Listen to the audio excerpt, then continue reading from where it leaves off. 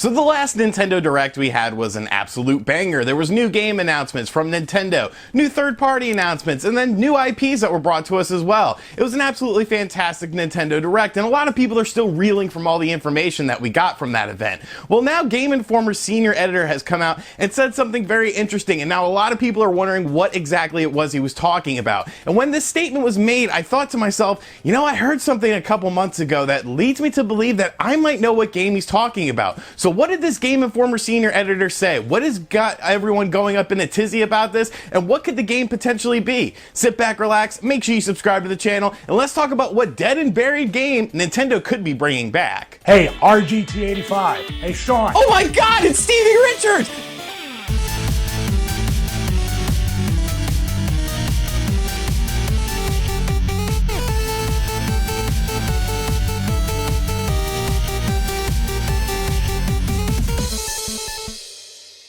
So this information is coming to us from a senior editor over at Game Informer magazine, Mr. Erman Khan. And Mr. Erman Khan was quoted as saying the following in a recent interview.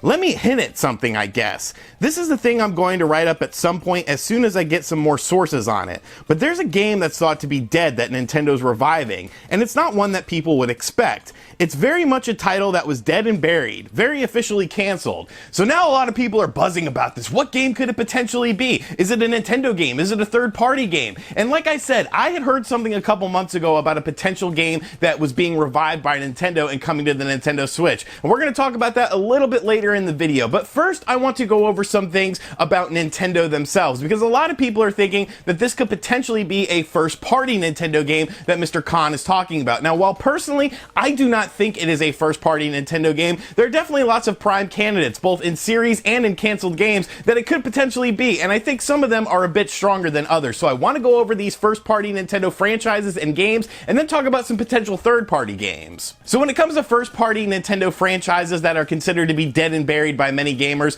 there's a lot of them, let's be honest here. Nintendo isn't always that great at keeping up with their mainline franchises, and there's been a lot of franchises that have been pretty much lost to the sands of time. One of those games that comes to mind has to be Star Tropics. Star Tropics, of course, released on the NES. There were Star Tropics and Star Tropics 2. It was a very good action RPG series, a series that a lot of people liked. The Star Tropics games got very highly reviewed. They sold pretty well, and Nintendo seemed to like what Star Tropics was doing, but then Star Tropics just went away. There's been rumors that a new Star Tropics has been in development, but we never saw any development footage or got anything concrete for that. So could this potentially be a new Star Tropics game? I think Star Tropics is a series that would do well on the Nintendo Switch. Obviously, a lot of RPGs are selling well on the system, so could it be Star Tropics? Like I said, probably not, but it is something we're thinking about. Next up is 1080 Snowboarding. Now, 1080 Snowboarding is, of course, a snowboarding game that was originally released on the N64. Now, there actually was a 1080 Snowboarding 2 that was being proposed for the N64 and worked on for the N64, but that project ended up going to the GameCube, which is where 1080 Snowboarding was last seen. And once again, snowboarding games are still pretty popular. People seem to like snowboarding games. It looked like Steep was going to be coming to the Nintendo Switch as announced by Ubisoft, but then that game was quietly canceled. So there's definitely sort of a void for a snowboarding game on the Nintendo Switch, so 1080 Snowboarding could be it, I guess. Another series that made an appearance on both the N64 and the GameCube, and originally on the Game Boy, is of course Wave Race. Wave Race was a really fun series that had you on jet skis going around and doing races. Really graphically pleasing games no matter what platform you were playing it on, and once again, another franchise that a lot of Nintendo fans loved, and another franchise that's definitely dead and buried. But once again, I don't necessarily think these franchises are what Mr. Khan was talking about, because he seems to think that this franchise would surprise a lot of people, and this game would surprise a lot of people. And games like a Wave Race, a 1080 Snowboarding, or even a Star Tropics, maybe a Star Tropics would surprise people, but I feel like 1080 Snowboarding and Wave Race, and then by extension, an F-Zero or a Mother game, yes, let's talk about Mother, being the game wouldn't really be what this guy is talking about. Now, of course, F-Zero and both Earthbound/Mother haven't been seen on a Nintendo platform in quite a while. They're definitely franchises that people want to see, but I think there's a better chance of it being an actually canceled Nintendo game, a game game that we knew about, a game that was in development and then canceled by Nintendo if we are talking about a first-party Nintendo title for this dead and buried game. So the games I want to propose to you from Nintendo will go as follows. First off, we have Project Giant Robot. Now, a lot of people seem to feel like this game was incorporated into Labo. This was originally supposed to be a game for the Wii U. Remember Shigeru Miyamoto playing with his gamepad at an E3 one year, showing off Project Giant Robot, and a lot of people, like I said, sort of incorporate this into the Robot Labo kit. And I think that's fair, but I guess Project Giant Robot could still be its own sort of game. Obviously, robots are a pretty universal thing. You can do a lot of different things with robots. You don't have to have just a one standard robot style of game. Project Giant Robot, of course, was probably going to be a little bit more in-depth than we got with the Robot Labo kit, which I couldn't build, so I couldn't tell you what the Robot Labo kit was like anyways. Like, I'm not acting like, oh, this is kind of difficult. Like, nah, dude, it ain't easy. But yeah, I guess potentially it could be Project Giant Robot. Now, another game is a game called Project Hammer. Now, this was supposed to come out on the Wii. It was a darker and grittier game. You were playing as a cyborg going into various United States cities and taking out these robots by using a big-ass hammer. And you used your Wiimote controller as the hammer in this game. And of course, the Nintendo Switch does have gyroscope controls. Could it be Project Hammer? Once again, I don't really think that that's the game it's going to be. If you want some more information on what Project Hammer was, how it came to be, and why it was canceled, Liam Robertson did an excellent in-depth video on that. Make sure you guys go check that out. I'll have a link to it in the description box down below, but I guess potentially it could be Project Giant Hammer. Now, the one game I think it could be, if we're talking about Nintendo canceled games, would have to be Metroid Dread. Metroid Dread, of course, was supposed to be the sequel to Metroid Fusion and was supposed to come out on the Nintendo DS. It was a standard Metroidvania style of game, and it looked really cool from what people who had seen the game had said about the game. It seemed to be coming along very nicely, and it seemed to be like a really good Metroid game. But of course, that game was canceled. Now, why I think it could potentially be Metroid Dread is because of the fact that Metroid Prime 4 has been delayed pretty much indefinitely. Obviously, it's not going to be coming out anytime soon, so there's definitely a bit of a gap for Metroid on the Nintendo Switch. A lot of people still feel that the Metroid Prime Trilogy HD Collection will be coming to the Switch. I still think it's coming to the Switch, but like I said, I'm not talking about that anymore because it's just never getting announced for some freaking reason. One day they're just going to announce it and it's just going to come out and everyone's going to be like, oh, it was real. But I definitely think Metroid Dread could be a game that makes the transition to the Nintendo Switch. You're obviously seeing a sort of gap in games when it comes to The Legend of Zelda that is now being filled by, of course, Link's Awakening's remake. We had Breath of the Wild and now we have this Link's Awakening remake. It's obviously not the same graphical style as Breath of the Wild. It's not a huge open 3D world. It's more of a top-down thing that probably has a shorter development time because of that. So I think something like Metroid Dread, if we're talking about a Nintendo game that is dead and buried, I think Metroid Dread has the best potential to be that game. But honestly, guys, like I said at the start of the video, I don't necessarily think this is a first-party Nintendo game or a first-party Nintendo franchise. And why I think that is just looking at Nintendo themselves. Let's look at the Wii U and Nintendo. What was one of the biggest announcements for the Wii U? It was, of course, Bayonetta 2. Bayonetta was a franchise that had cult success on the Xbox 360 and the PS3, but I don't think anyone expected there to be a sequel to that game because it was done by Platinum Games. It didn't really sell all that well. Sega co-published that game and then sort of just let it go. And then Nintendo stepped in and helped with the development costs and the publishing costs of Bayonetta 2, making it a Wii U exclusive. And that was one of the biggest announcements for the system. Of course, recently we got Marvel Ultimate Alliance 3, another dead and buried franchise. Marvel Ultimate Alliance 2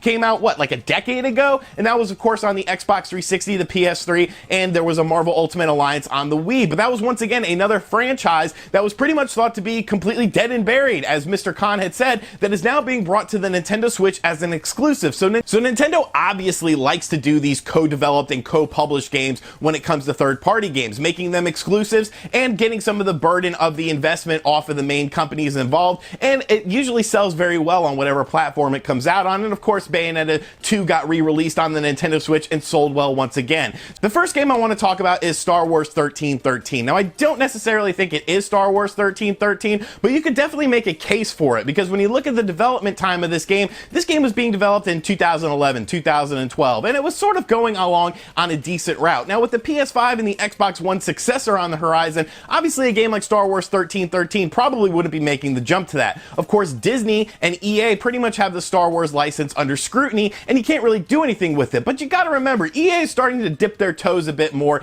into the Nintendo Switch, and I think that's one of the reasons why it could potentially be Star Wars 1313, just because of the fact that EA wants to make money. EA wants to do things like that, and I feel like a Star Wars game on the Nintendo Switch would sell really well. Star Wars games used to be a dime a dozen, and then when Disney and EA got involved, they've definitely shrunk over time. Now, with something like Marvel Ultimate Alliance 3 coming to the Nintendo Switch as an exclusive, if you could get the Marvel license, why can't you get the Star Wars license? So while I don't think there's a high chance of it being Star Wars 1313, I think there is a small chance. If you want some more information on Star Wars 1313, once again, Jordan Fringe just did an excellent documentary on that game. Make sure you guys go check it out. Link in the description.